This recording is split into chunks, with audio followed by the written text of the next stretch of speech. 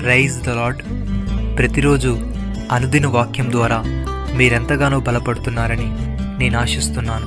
అలాగే మీరు కనుక మన యూట్యూబ్ ఛానల్ని క్రొత్తగా వీక్షిస్తున్నట్లయితే మన యూట్యూబ్ ఛానల్ని సబ్స్క్రైబ్ చేయండి, ఇతరులకు షేర్ చేయండి.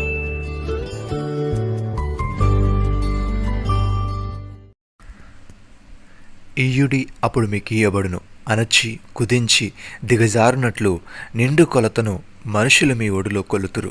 మీరు ఏ కొలతతో కొలుతురో ఆ కొలతతోనే మీకు మరలా కొలవబడునని చెప్పాను.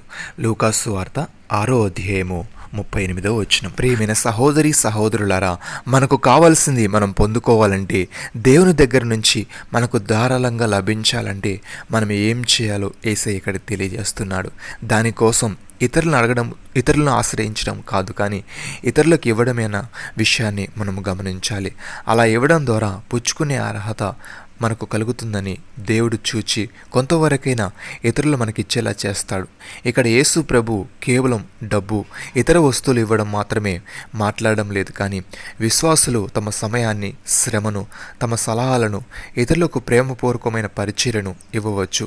వారు అలా చేస్తే ఏదో ఒక విధంగా వారు సంపూర్ణమైన ప్రతిఫలం ఉంటుంది. తనకు ఉన్న దానిలో నుంచి ధారాళంగా ఇచ్చే విశ్వాసికి ఇది ఒక గొప్ప వాగ్దానం. భక్తుడి విధంగా అంటున్నాడు, కొంచెముగా విత్తువాడు కొంచెముగా పంట కోయును, సమృద్ధిగా విత్తువాడు సమృద్ధిగా పంట కోయును అనే విషయమై చెప్పవచ్చు. సనుగు కొనకయు బలవంతముగా కాకయు ప్రతి వాడును తన హృదయంలో నిశ్చయించుకున్న ప్రకారం ఇవ్వవలెను. దేవుడు ఉత్సాహంగా ఇచ్చువానిని ప్రేమించును, మరియు అన్నిటి యందు ఎల్లప్పుడూ మీలో మీరు సర్వ సమృద్ధి గలవారై ఉత్తమమైన ప్రతి కార్యము చేయటకు దేవుడు మీ ఎడల సమస్త విధమైన కృపను విస్తరింపజేయగలడు. ఇందు విషయమై అతడు వెదజల్లి దరిద్రులకు ఇచ్చును, అతని నీతి నిరంతరము నిలుచునని రాయబడి ఉంది. సహోదరి సహోదరులారా, దేవుడు దయగల వారి ఎడల దయ చూపించును, యథార్థవంతుల ఎడల ఆయన యథార్థవంతుడిగా ఉండును, సద్భావం గల వారి ఎడల సద్భావం చూపును, మూర్ఖుల ఎడల ఆయన వికటముగా ఉండును, శ్రమపడు వారిని ఆయన రక్షించును, గర్విష్ఠులు విరోధులైన వారిని అణచివేయును. ప్రియమైన సహోదరి సహోదరులారా, కనికరము చూపని వాడు కనికరము లేని తీర్పు పొందును, కనికరము తీర్పును మించి అతిశయపడును. నా సహోదరులారా, క్రియలు లేనప్పుడు ఎవడైనను తనకు విశ్వాసము కలదని చెప్పినట్లా ఏమి ప్రయోజనము? అట్టి విశ్వాసము అతన్ని రక్షింపగలదా?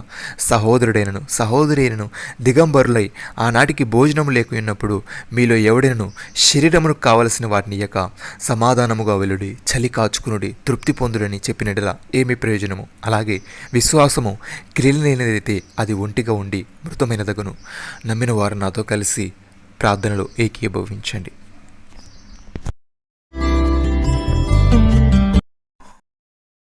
మమ్మల్ని మిక్కిలిగా ప్రేమిస్తున్న మా ప్రియ పరలోకపు తండ్రి, ఇయ్యుడి అప్పుడు మీకు ఇయ్యబడును అని నీవిచ్చిన వాగ్దానాన్ని బట్టి నీకు స్తోత్రములు తండ్రి.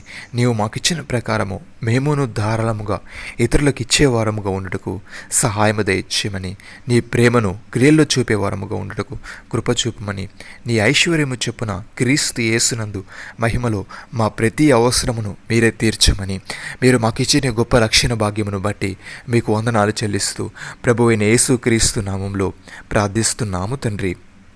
ఆమేన్.